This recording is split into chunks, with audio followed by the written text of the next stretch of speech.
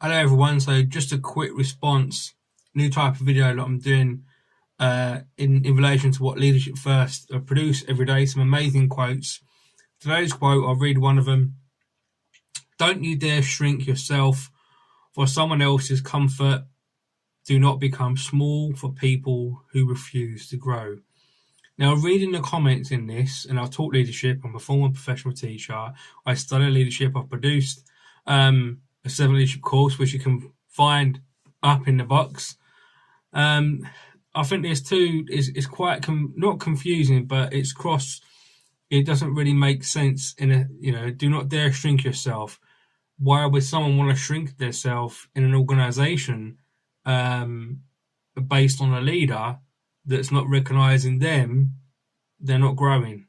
It doesn't really make sense. And I think for me, leadership in the comments is absolutely right. You've got empathy, kindness, and working with your team. Sometimes that's not always easy.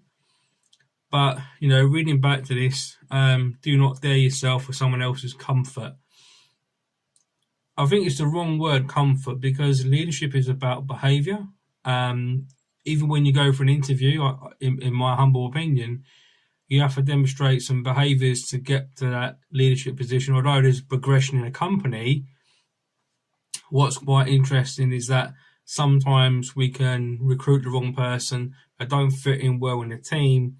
And one of the problems might be, reference this quote, is not allowing someone else to grow. Now, that could be through the type of leadership or leader that they are. So, for example, I come into a business and I say to you, right, hello, welcome, thank you for joining us. I'm really excited to have you with us. I've heard a lot about you and I know that you interviewed really well. So your first project, give you a first project, and then as soon as you start thinking and brainstorming, you come up with your own ideas, I jump on you and say, what do you think you're doing? No, I want it done this way. So that is dictatorship in one sense, and it's not allowing that person to grow, because as a former professional teacher, what I would often do, pretty much like LinkedIn and Leadership First are doing, you throw out a question and it gets everyone talking. And I think that's why Leadership First gets a lot of engagement, because I watch this very closely, that there's certain people that respond, and I've tagged you and I welcome comments from you. It kind of, leadership is always on our minds as business leaders and professionals, because in any company, leadership is the ultimate thing, because it starts from the top or even from the bottom, depending on how this business is set up. And it's amazing sometimes what the feedback I used to get from my students. But I think that leadership's got maybe two or three different core elements, and that's one, you've got to believe yourself in a leader and allow yourself to grow, because if you're just throwing that information and you're dictating to your staff, you're not only stopping them grow, you're not growing as a leader. So growing in performance as a leader has two parts. And when you allow, or when you play the facility role of stepping back and saying, you know what, let the team go. When in my company, it's very, very early in design.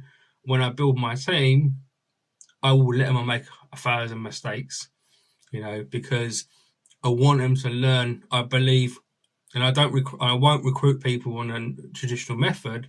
I will spot talent in a Pizza Hut, in a restaurant, bus stop, because that's, I'm an expert in training and developing people, and I use different behaviours to recognise someone that I think has got the potential in becoming that leader. Those are just my humble opinions, and I'll be really interested to hear what you think. So please drop your comments down now. I've tagged you. Let's get the conversation going. New type of video, experimenting with this, very personal one-to-one type communication with this new video setup I've got.